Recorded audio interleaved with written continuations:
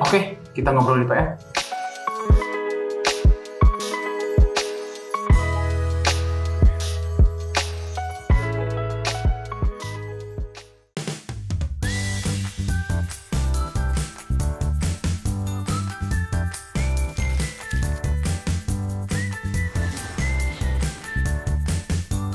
Dia yang membawa kita sampai ke ujung dunia. Dia yang membuka semua ruang menjadi peluang.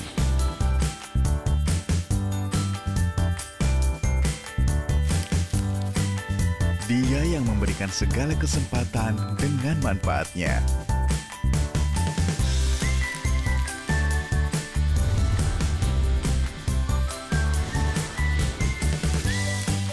Dia yang selalu mempertemukan kebahagiaan. Dia, remittance dari Bank BJB yang selalu hadir memberi arti dalam segala transaksi internasional. Bank BJB, tanda mata untuk negeri.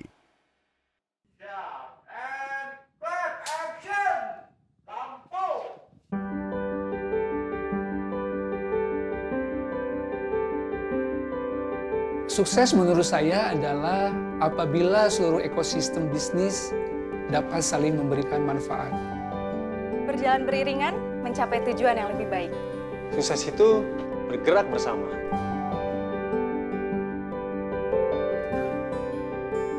Pengalaman kami selama menggunakan layanan BJB Trade Finance, Bank BJB mampu memberikan rasa aman dan nyaman kepada kami, baik pada saat kami melakukan transaksi perdagangan domestik ataupun transaksi perdagangan internasional. Bagi seorang pengusaha seperti saya, adanya jaminan kepastian pembayaran sangat membantu para pelaku usaha yang masih merintis ini untuk bisa semakin berkembang menjadi lebih besar. Trade Finance Bank BJB sangat berperan dalam memberikan proses transaksi yang menguntungkan bagi kedua belah pihak. Manfaat yang kami terima dari layanan BJB Trade Finance banyak sekali. Bank BJB mampu mensupport kebutuhan bisnis kami yang sedang meningkat pesat, sehingga mendongkrak top dan bottom line perusahaan. Layanan yang diberikan Bank BJB juga cepat, sangat responsif, dan didukung oleh pegawai-pegawai yang profesional. Tarif Trade Finance Bank BJB yang kompetitif sangat bagus untuk bisnis kopi seperti saya. Manfaat yang kami rasakan. Yang jelas, selama ini Bank BJB membantu dalam intermediasi perusahaan kami dengan mitra kerja di dalam maupun di luar negeri. Jadi ada rasa aman di situ. Melibatkan kita sebagai pengusaha untuk sama-sama bergerak demi usaha yang lebih baik ke depannya. Selalu hadir dengan produk yang solutif. Bank BJB selalu hadir memberikan solusi yang tepat dalam mendukung bisnis kami.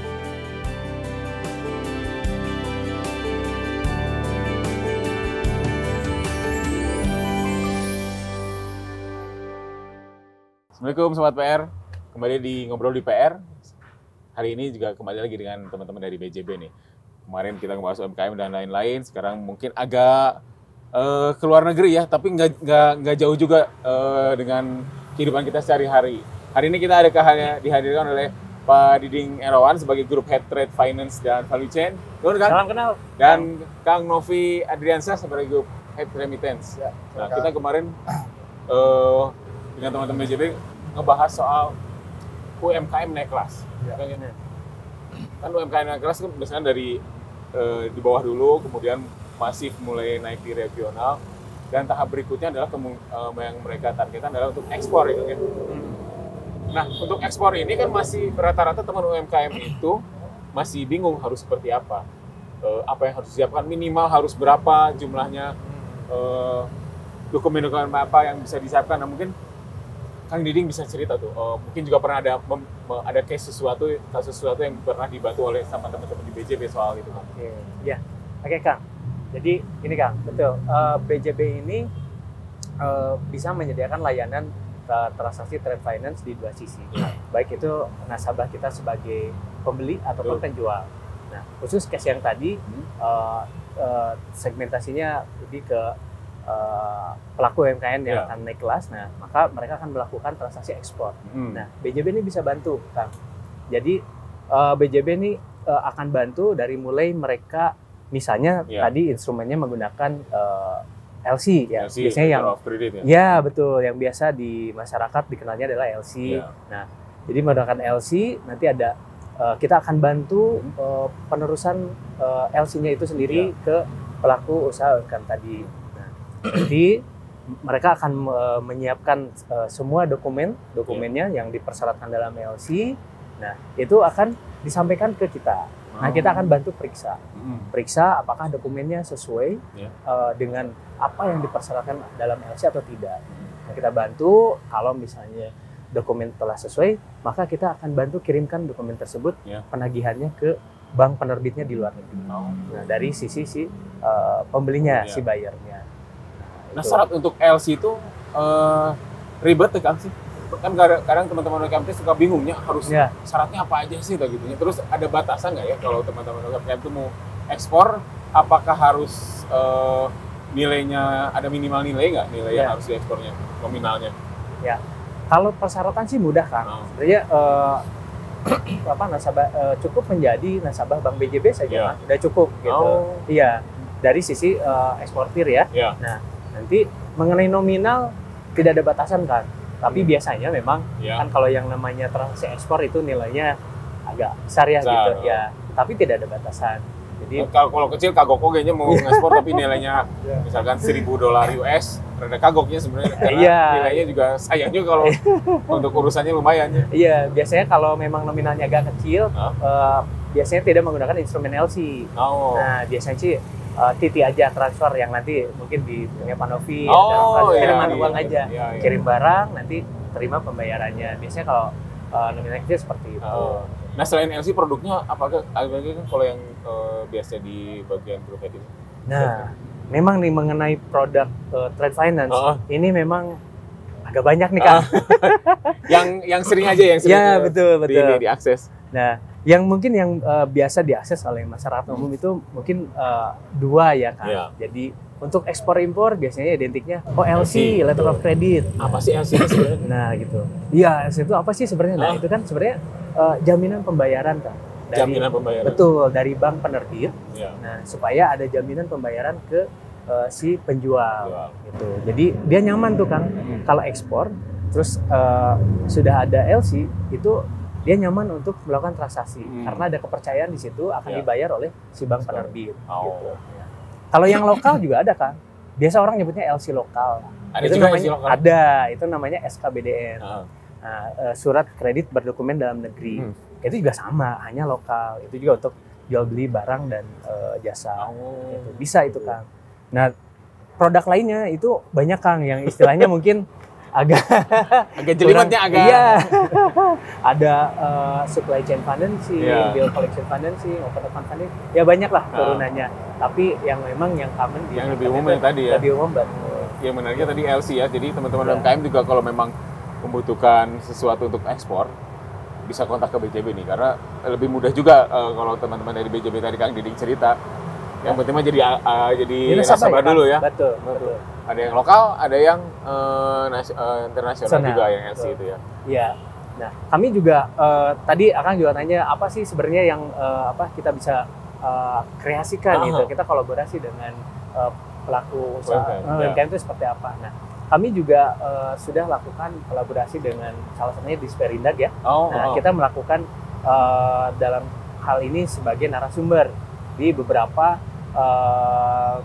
acara workshop gitu loh. Iya, betul, workshop. Jadi biasanya apa sih yang dibahas kalau di situ? Nah, biasanya itu yang hadir itu para pelaku usaha UMKM yang ingin naik kelas kan, menjadi eksportir, betul. Nah, yang dibahas yang simpel-simpel aja Kang. Jadi syarat ekspor seperti apa gitu.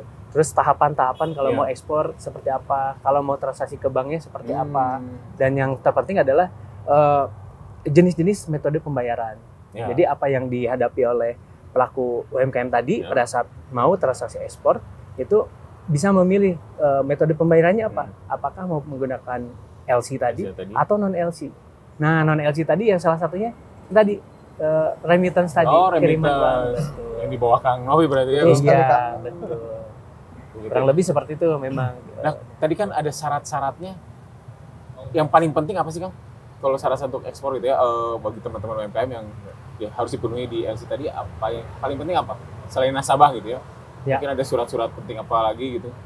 Ya, dia harus ini Kang, harus terdaftar sebagai eksportir ya. Oh, sudah tidak harus terdaftar dulu ya? Iya. Tapi itu biasanya difasilitasi oleh teman-teman di Disperindak mungkin ya? Iya Kang. Betul. Nah, kembali tadi yang remittance ya. Iya. Boleh tahu nih, remittance itu apa sih? Apakah hanya menerima uang dari luar? Iya. Terus targetnya siapa Kang? Kan banyak sih di warga Jabar itu yang menjadi pekerja migran ya. Betul, Apakah itu menjadi salah satu target juga gitu? Betul sekali, Kang. Nah, variasi pun juga bermacam-macam nih, Kang. Tergantung bagaimana bargaining posisi penjual sama si pembeli. Oh, jadi ada ini lagi ya? Betul. Nah, kebanyakan nih yang kasusnya terjadi di kita, khususnya Jawa Barat ini, Iya. Kang. Itu si penjual kirim barang dulu. Ngirim barang dulu. Kirim barang dulu Ah, sebagai sampel gitu Iya. ya, kayaknya.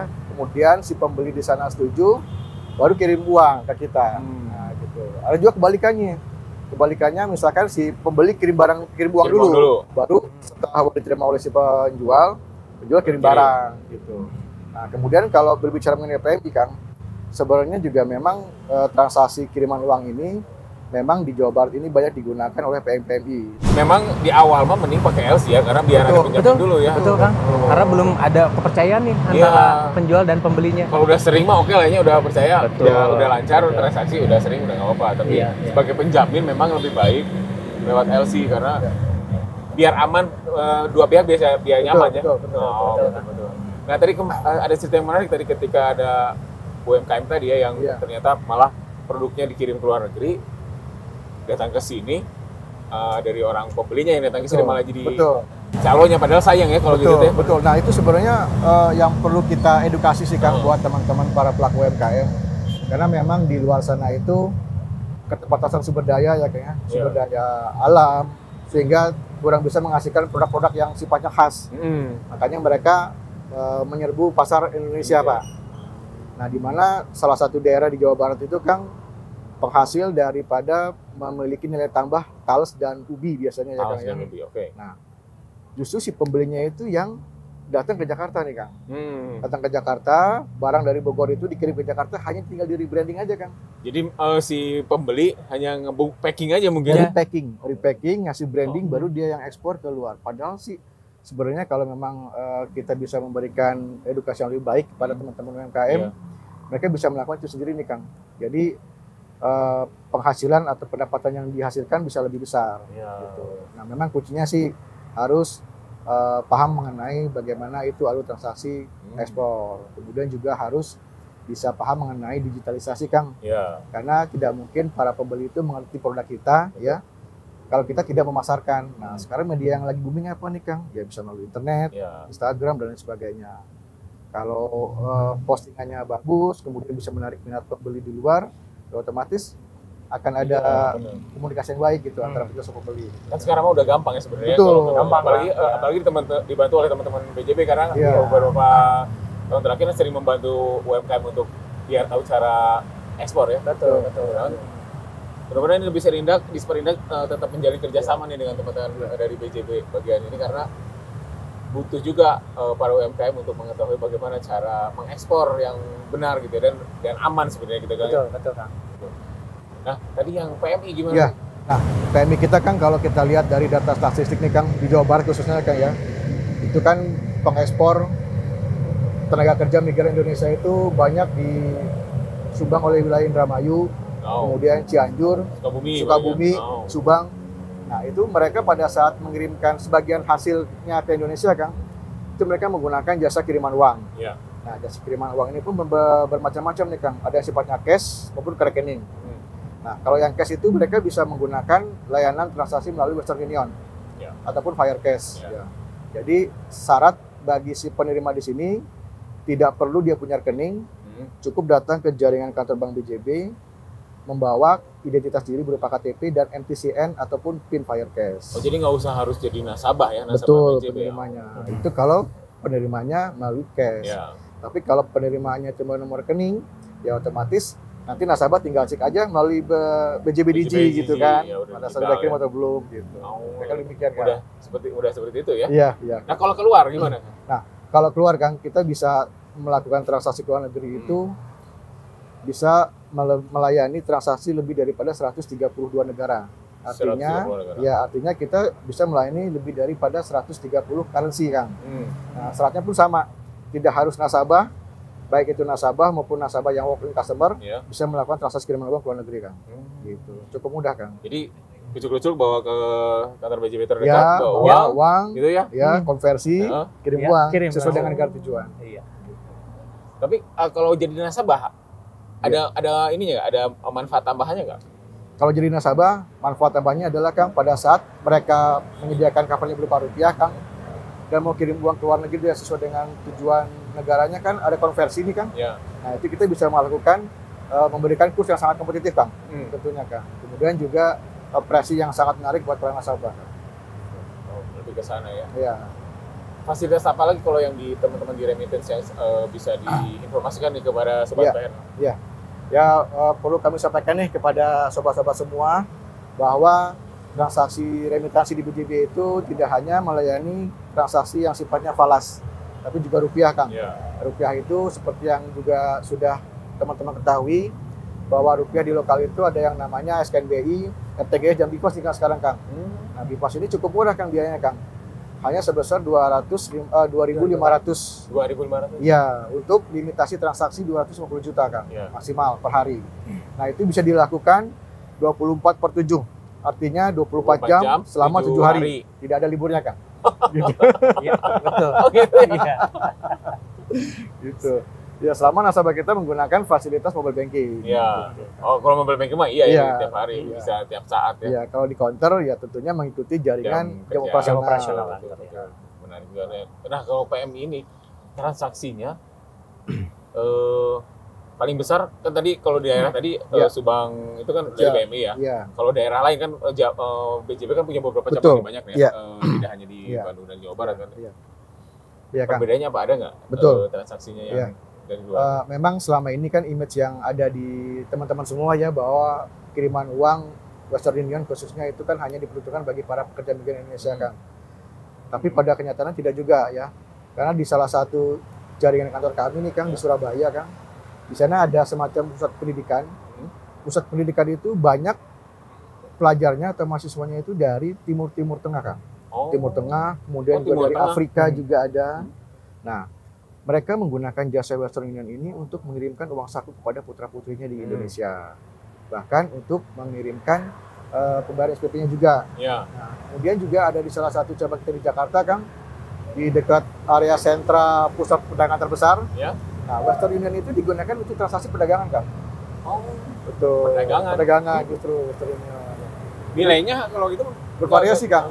Nah, kalau untuk Western Union itu sendiri, kalau untuk kita kirim uang, itu satu kali transaksi maksimal 20 juta ekuivalen, Kang. Termasuk rupiah. Maksimal. Satu kali transaksi. Satu kali Tapi transaksi. satu hari bisa 60 juta. Oh. Ya. Nah, kalau kita terima, itu tidak dibatasi sesuai dengan kebijakan negara masing-masing. Gitu, kan. Oh gitu Iya. ya. Jadi beda-beda ya, tiap daerah punya punya apa ya? Punya tipikal Potensi, yang berbeda ya. potensi tipikal masing-masing. Kalau Jawa Barat memang masih banyaknya PMI berarti PMI, ya. Kang. PMI. Menarik. Iya. Saya masih penasaran soal LC nih. Iya. Iya, Kang. Selama ini apakah sudah mulai banyak maksudnya pemahaman teman-teman UMKM untuk melakukan LC itu, Kang? Oh iya. Kan teman-teman dari finance ini sering tadi kasih workshop lokakarya dengan teman-teman di Sprindak ya. Artinya kan ilmu-ilmu itu kan sudah mulai diserap oleh teman-teman UMKM. Nah, feedbacknya dari teman-teman UMKM seperti apa tuh sekarang sampai saat ini tuh? Ya, banyak kan. Memang beberapa pelaku usaha UMKM ya yang mereka mau melakukan LC transaksi ekspor pertama kali bahkan. Nah, mereka memang kita sarankan menggunakan LC. Ya. Nah, karena ada unsur Penjamin tadi ya, biar betul. aman. Jadi betul karena mereka juga belum mengenal betul pembelinya siapa, karakteristiknya seperti apa, sehingga lebih aman ada penjaminan dari bank, yaitu menggunakan instrumen LC tadi. Biasanya mereka setelah melakukan transaksi ekspor 3 kali biasanya tuh Kang, nah udah terlihat nih bahwa oh ternyata si buyer ini memang butuh barangnya dari eksportir kita ini gitu, dan pembayaran pun selalu terjadi. Nah biasanya setelah beberapa kali itu mereka akan langsung. Biasanya ya gitu yang tadi sudah. Tapi nggak apa-apa ya, misalnya kalau udah saling percaya mungkin LC udah itu juga nggak apa-apa ya? Nggak Iya, apa-apa. karena kalau memang sudah ada kepercayaan Iya. antara penjual dan pembeli, biasanya memilih pembayaran langsung Iya, gitu. benar. Sama ini Kang, biaya Kang, pertimbangan mereka, Kang. Betul. Oh, lumayan Biayanya ya. kan jadi biaya transfer kiriman uang aja kan. Iya, kalau itu mah ya. Iya. Memang di awal pentingnya itu ya, pentingnya LC itu sebagai keamanan bagi dua pihak ya, Betul, bagi betul, Kak. pihak pembeli dan bagi pihak penjual ya di sini ekspor. Iya, betul. Ya tadi kan ada yang pengen uang dulu atau barang Betul. dulu, Iya. kalau saling tidak percaya kan, kalau Iya. udah percaya mah oke ya. Ya, Jadi memang memitigasi bagi risiko teman-teman tadi kan. UMKM kalau memang mau ekspor pertama kali, angka lebih baiknya pakai LC dulu ya. Jadi Betul. ada penjamin bisa nyaman bagi teman-teman yang nanti menerima di sana, juga bagi teman-teman si penjual di sini gitu ya, Kang, ya. betul, betul. Apalagi nih membahas kita ini. Karena produk tadi finance memang banyak ya yang luar negeri Pak ya. Betul kan, banyak variasinya ya. Sebenarnya tidak hanya meliputi di segmen ekspor impor saja. Ya. Sebenarnya yang lokal, perdagangan lokal pun ada, Kang. Oh. Nah, kita yang tadi disebutkan SKBDN itu juga sama. Jual beli bisa menggunakan instrumen SKBDN. Di sisi pembeli, nah dia bisa meminta ke kami untuk menerbitkan SKBDN sebagai janji bayarnya. Ini juga kan untuk sistem kepercayaan juga ya. Betul. Kalau ini ada minimalnya juga nggak? Nggak ada, Nggak ada Kang. ya? Nggak ada. Oh. Nah, tapi memang bagusnya sebenarnya dengan transaksi trade finance, teman-teman ini, pengusaha ini bisa mengatur cash flow-nya, Kang. Nah, jadi misalnya nih, kayak tadi disampaikan Pak Novi, Iya. ini pembeli nih, biasanya kan pembeli itu ingin barangnya duluan, Betul. bayarnya nanti. Iya. Nah, itu ada jenis LC atau SKBDN-nya ada. Kayak SKBDN itu ada. Gimana tuh? Kan Nah, orang itu memang sekarang makin ketika zaman digital gini kan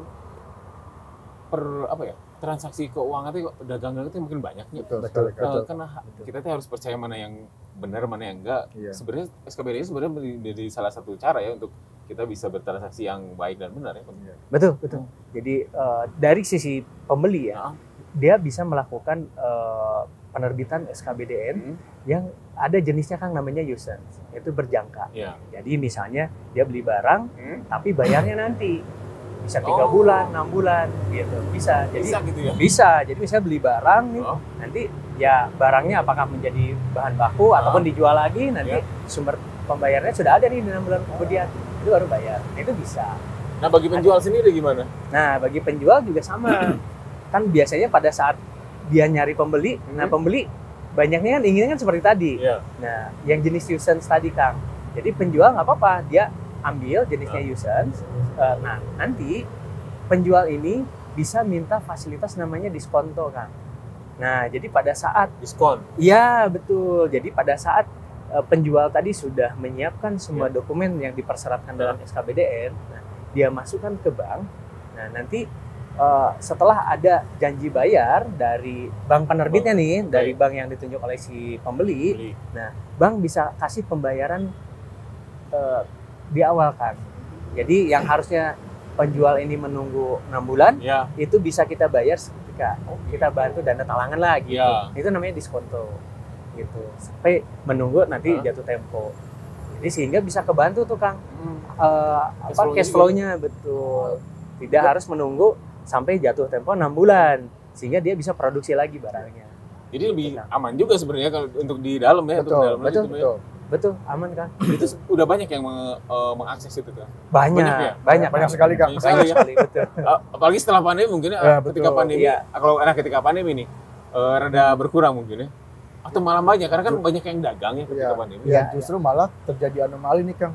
Di saat gitu. pandemi ini kan mereka banyak terjadi transaksi melalui market ya, Kang. Online ya. Nah, seperti tadi ya sudah kita sampaikan, rata-rata mereka itu kan kebutuhannya berbeda-beda nih antara penjual sama pembeli. Nah, sementara di kita banyak penjual, di luar banyak pembeli nih, Kang. Iya. Nah, dilihat mana, misalkan kebanyakan sih melalui mekanisme itu terjadi yang namanya sistem bayar baru kirim, Kang. Oke, bayar baru kirim. Bayar baru kirim, bayar baru kirim. Jadi malah jadi aman ya kalau gitu ya, kan orang kadang mau bayar tuh bener nggak barangnya bener nggak sih barang kan dikirim atau enggak sering gitu, gitunya, kan? sering yang zong gitunya. makin banyak juga setelah pandemi ya, karena kan si UMKM mulai bertumbuh gitu ya. Iya, Betul, Kang. betul. Mulai produksi lagi gitu ya. Baik. Mungkin ada yang mau disampaikan nih ke teman-teman di Sobat PR kan? Ya. Baik tadi soal RC, soal SKPDN itu yang menarik juga karena kan transaksinya makin ya. besar ya, mungkin kesini makin kesini. Iya, betul Kang. Pertumbuhannya makin tinggi. Tinggi Kang, betul. Alhamdulillah, ya. Mungkin ada yang mau disampaikan ke teman-teman di Sobat PR, baik Ya. soal RC atau SKPDN, ajakan lah apa gitu teman-teman Ya. UMKM. Intinya biar aman bertransaksi juga gitu ya. Ya, boleh. Ya, selamat sore bagi para pelaku usaha UMKM terutama ya. Jadi kalau mau melakukan transaksi ekspor, maka bisa dibantu oleh kami di Bank BJB, khususnya untuk penerbitan LC. Kami jaringan kantor kami seluruhnya sudah devisa Kang. Oh. Jadi pelaku usaha itu bisa datang saja ke Bank BJB terdekat. Betul. Udah bisa ya. Semuanya Oh, sudah. semuanya, Kak. Betul. Udah aman berarti kayak gitu udah Ah, mudah udah artinya. aman. Iya, betul. Jadi bagi para pelaku UMKM tidak perlu khawatir bahwa untuk melakukan transaksi ekspor itu tidak harus berupa perusahaan. Perorangan pun bisa. Nah, Bank BJB pun sudah menangani beberapa ekspor dari pelaku UMKM perorangan kan. Itu ada contohnya kita yang di Bogor itu yang ubi talas tadi. Kita di Cianjur juga ada Kang dulu tanaman hias gitu. Nah itu perorangan dan itu kita bisa bantu transaksi ekspornya ke luar negeri Kang. Terima kasih. Oh, dengan dari Kang Ya. Novi mungkin ada yang Ya, mau disampaikan? Ya, terima kasih Kang. Perlu kami sampaikan kepada teman-teman pemirsa PR semua ya, bahwa di Bank BJB itu kami tidak hanya melayani kegiatan transaksi yang sifatnya falas saja ya, tapi juga rupiah. Nah, khusus untuk falas juga yang transaksi masuk dari luar negeri ke Indonesia, khusus buat teman-teman PNI yang ingin mengirimkan gajinya untuk keluarganya di Indonesia bisa menggunakan jasa layanan kami, baik itu melalui Western Union, melalui Firecash atau melalui ke rekening gitu. Jadi kalau untuk transaksi rupiah bisa dilakukan 24/7 selama 1 minggu. Ya kan demikian kan. Selama sinyal ada ya, sama kuota ada. Ada ya, kuota ada tentunya. Terima kasih Sipsian, Kang Novi, Kang Diding atas waktunya. Terima kasih Sobat PR atas terima kasih. menyimak acara ini. Mudah-mudahan apa yang kita sampaikan bisa membantu teman-teman, khususnya nih para PMI juga kepada para UMKM yang ingin ekspor, PMI yang pengen mengirim uangnya ke keluarga di sini ataupun keluarga yang di sini pengen mengirim uang di luar negeri ya. Terima kasih atas waktunya. Simak terus obrol-ngobrol kita sama teman-teman di BJB. Nanti ada beberapa hal lagi yang kemudian akan menjadi hal menarik, antara lain seperti edukasi untuk menabung. Tunggu narasumber berikutnya ya. Terima kasih Kang. Assalamualaikum warahmatullahi wabarakatuh. Assalamualaikum. Oke, kita ngobrol di PR.